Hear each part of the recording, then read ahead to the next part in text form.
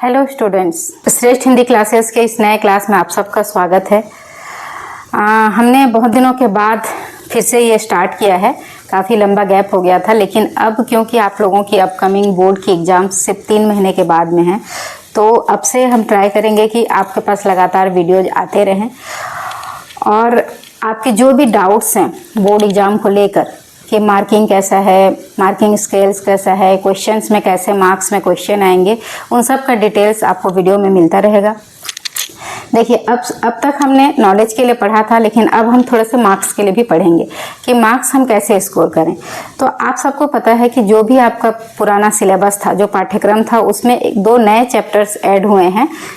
Only अपठित गद्य पद्य वाला जो पोर्शन था आपका व्याकरण में, वो आपका रिड्यूस हो गया है और उसके जगह पे वैल्यू एजुकेशन का, नैतिक शिक्षा के 2 नए चैप्टर्स आपके जुड़े हैं, जिसमें एक आचार्य हजारी प्रसाद द्विवेदी की भारतीय संस्कृति की देन है और एक है भारतीय कलाएं। तो आज हम भारतीय कलाओं को लेकर, भारतीय कलाएं कौन कौन सी हैं उसके बारे में पढ़ेंगे। और अभी देखिए, ये आपके नया सिलेबस है, तो ये हम नहीं बोल सकते कि इसमें से कौन सा मार्क्स आएगा। हो सकता है आपका एमसीक्यू में इसका क्वेश्चन आए, डेफिनेटली एमसीक्यू में तो आएगा ही, उसके साथ में 1 वाक्य वाले प्रश्नों में भी आपका ये प्रश्न आएगा, 2 मार्क वाले में भी आ सकते हैं, 3 मार्क वाले में आ सकते हैं, लॉन्ग क्वेश्चन में भी आ सकते हैं। तो जब तक आप लोग इसका एग्जाम ना दे लो तब तक हमें नहीं पता है। और ये 2 चैप्टर से 10 से 15 मार्क के क्वेश्चन आपके बोर्ड एग्जाम में आएंगे।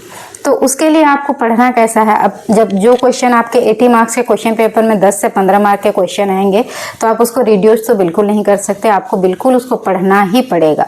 तो उसके लिए हम पहले पढ़ेंगे नैतिक शिक्षा। आज के डेट पे ज़रूरी है, हर क्लास में बच्चों को नैतिक शिक्षा के पाठ पढ़ाए जाते हैं, ताकि हमारा जो ज्ञान का क्षेत्र है और ज़्यादा विस्तृत हो जाए।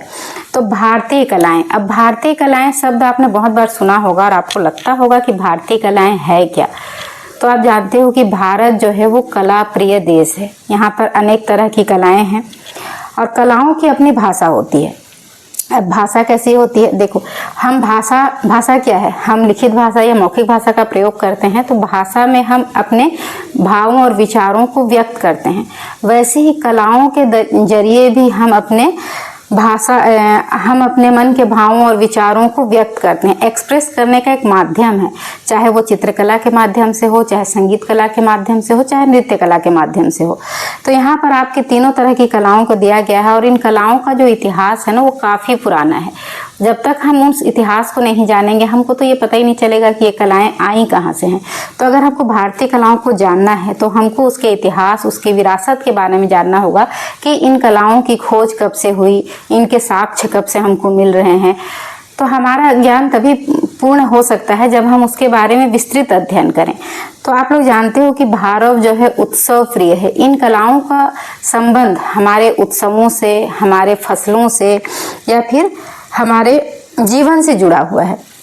तो देखो, भारतीय कलाओं की अपनी भाषा होती है। जैसे हम अपने आसपास के परिवेश, प्रकृति या भावों और विचारों को भाषा के माध्यम से व्यक्त करते हैं, वैसे ही चित्रकारी, संगीत या नृत्य के माध्यम से भी हम अपने आसपास और प्रकृति को अभिव्यक्त करते हैं। जो एक अच्छा चित्रकार होता है, जो कलाकार होता है, वो अपने चित्रों के माध्यम से अपने भावों और विचारों को प्रस्तुत करता है। जो नृत्य कला में पारंगत होते हैं, वो नृत्य के माध्यम से प्रस्तुत करते हैं। जो संगीत कला में पारंगत होते हैं, वो संगीत के माध्यम से करते हैं। वैसे ही चित्रकारी, संगीत या नृत्य के माध्यम से हम अपने आसपास और प्रकृति को अभिव्यक्त करते हैं। हम जो कुछ भी देखते, सुनते हैं या किसी न किसी रूप में नए नए तरीके से कहना या अभिव्यक्त करना चाहते हैं। समुद्र से उठती गिरती लहरों को देखकर चित्रकार उसे रंगों से सजाता है, चिड़ियों की चहचहाहट को गायक स्वरों में सजाता है और नर्तक मन के भावों को विभिन्न मुद्राओं में सजाता है। तो ये जो नर्तक है, गायक है या जो चित्रकार है, वो अपने भावों और विचारों को अपने कला के माध्यम से एक्सप्रेस करते हैं या व्यक्त करते हैं। कभी चित्रों से, तो कभी गीतों से, कभी नृत्य से, तो कभी संगीत से। यह कहते सुनने की परंपरा सदियों से चली आ रही है और आज भी नए नए तरीकों से लगातार जारी है। अगर आप लोग को ये लगता है कि ये जो कलाएं हैं आजकल में ही हमारे जीवन में आई हुई है, तो ऐसा नहीं है। कलाओं का इतिहास काफ़ी पुराना है और जहाँ से हमको उसका साक्ष्य मिलता है, मतलब आदिकाल से लोग अपने भावों को प्रस्तुत करने के लिए क्या करते थे। जब भाषा भी नहीं थी, तब वो क्या करते थे, साइन लैंग्वेज का इस्तेमाल करते थे, मतलब सांकेतिक भाषा का प्रयोग करते थे। सांकेतिक भाषा में एरो का चिन्ह बना दिया या शिकार खेलने का चित्र बना दिया, किसी जानवर का चित्र बना दिया। जब उनके पास भाषा और मौखिक भाषा या लिखित भाषा नहीं था तो वो अपने दूसरे मनुष्यों तक पहुंचने के लिए संकेतों का प्रयोग करते थे। तो इसे वो जो संकेत थे वही चित्र थे, एक प्रकार के वही चित्र थे। लेकिन हमारे पास इन चित्रों का जो इतिहास है वो 7वीं 8वीं शताब्दी से है। हमारा देश भारत उत्सव धर्मी है। आप सब जानते हैं कि भारत उत्सवों का देश है। हमारे देश में हर महीने नए नए तरह के उत्सव होते हैं। विविधता हमारी पहचान है। हमारी जो कल्चर है, संस्कृति है, जो उसमें अनेक तरह की विविधताएं हैं। विभिन्न संस्कृतियों और विभिन्न त्योहारों के साथ साथ विभिन्न कलाएं भी हमारी अनूठी पहचान है। भारत के हर एक राज्य की अपनी अपनी कला है, अपनी अपनी संस्कृति है। आपने देखा होगा कि भारत के अलग अलग राज्यों को अपनी अपनी विशिष्ट कलाएं हैं और आपने यह भी देखा होगा कि इन कलाओं को त्योहारों उत्सवों से अलग नहीं किया जा सकता। मतलब कलाओं का संबंध उत्सवों और त्योहारों से भी बराबर जुड़ा हुआ है। ये कलाएं जन्मोत्सव से लेकर शादी ब्याह पूजा तथा खेतीबाड़ी से भी जुड़ी हुई है। मनुष्य के जीवन से जुड़ी होने के कारण भारत के विशिष्ट कलाएं विरासत के प्रति हमें उत्साह और विश्वास से भर देती हैं। कि आपको यह नहीं लगता कि पर्वों त्योहारों या फिर फसलों से कलाओं का जुड़ाव ही एक और इसे केवल मनोरंजन या अलंकृत होने से बचाता है, तो दूसरी ओर यही पहलू प्राचीन परंपराओं से सतत निरंतरता को बनाए रखता है। वास्तव में यही अतीत और वर्तमान के बीच जुड़ाव की कड़ी भी है। तो कितनी सुंदर बात यहाँ पे कही गई है कि कलाएं जो हैं वो वास्तव में अतीत और वर्तमान के बीच की कड़ी है जो उन दोनों को जोड़ती है। तो कलाओं से हम अपनी विरासत को जानते हैं, हम अपनी संस्कृति को जानते हैं, हम अपनी सभ्यताओं को भी जानते हैं और इनके साथ हमारा संबंध प्राचीन समय से है, आदि काल से है और अनंत काल तक रहेगा। तो ये जो प्राचीन परंपराओं को हमारे में सतत निरंतरता बनाए रखती है। अगर हम आज पीछे मुड़कर देखेंगे तो पाएंगे कि जनजातीय और लोक कला शैलियों के सभी रूपों में एक व्यवस्था भी दिखाई पड़ती है जो आगे चलकर शास्त्रीय कलाओं का आधार बनी। आज आप लोग शास्त्रीय संगीत या शास्त्रीय नृत्य के बारे में सुनते हैं ना, वो भी उसी से संबंधित है। किससे? लोक कलाओं से। मतलब इनका संबंध भी लोक से ही है। लोक कलाओं का ही परिष्कृत या परिवर्धित रूप जो है वो शास्त्रीय कलाएं हैं। तो एक बात ध्यान देने की है कि शुरुआती दौर में सभी कलाओं का संबंध लोक या समूह से ही था। बाद में चलकर इसका संबंध व्यवसाय से जुड़े तो व्यक्ति केंद्रित होती चली गई। मतलब प्रारंभ में ये जो कलाएं थी ना, ये इन कलाओं का संबंध समूह से था। मतलब सामूहिक रूप से इन कलाओं को लोग व्यक्त करते थे। चाहे वो नृत्य हो तो समूह बनाकर लोग नृत्य करते थे, गायन है, संगीत है तो समूह सामूहिक रूप से गायन करते थे। लेकिन धीरे धीरे आगे चलकर लोगों ने इसको अपना व्यवसाय बना लिया। जब व्यवसाय बना लिया तो इसका एकल रूप, एकल नृत्य या एकल संगीत या एकल चित्रकारी देखने लगे, क्योंकि उससे उनको पैसे मिलते थे उस कलाओं के। लेकिन आरंभ में ये सामूहिक रूप से ही होता था। बाद में चलकर इनका संबंध व्यवसाय से जुड़े तो व्यक्ति केंद्रित होती चली गई। मध्यकाल तक आते आते साहित्य, चित्र, संगीत, नृत्य कलाएं राजा और विभिन्न शासकों के संरक्षण में चली गई और धीरे धीरे शास्त्रीय नियमों से बंधी।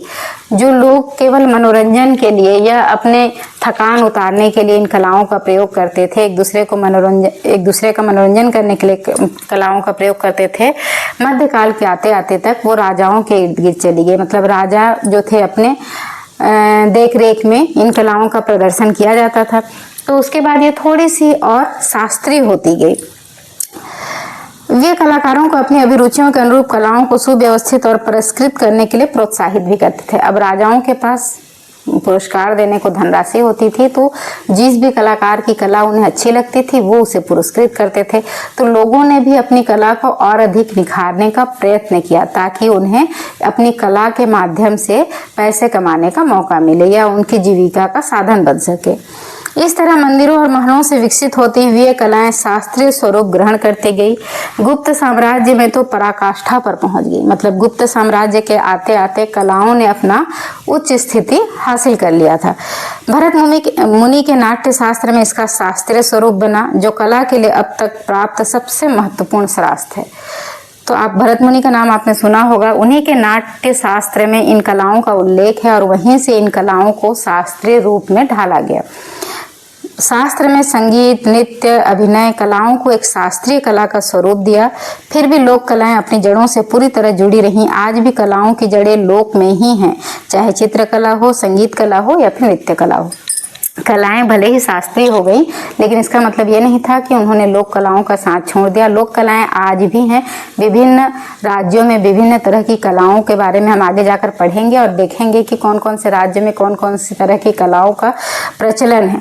भले ही इन्हीं लोक कलाओं से ही शास्त्रीय कलाएं भी बनी या शास्त्रीय संगीत भी बनी, तो शास्त्रीय और लोक कलाओं के बीच कभी न खत्म होने वाला संवाद ही इसकी ताकत है।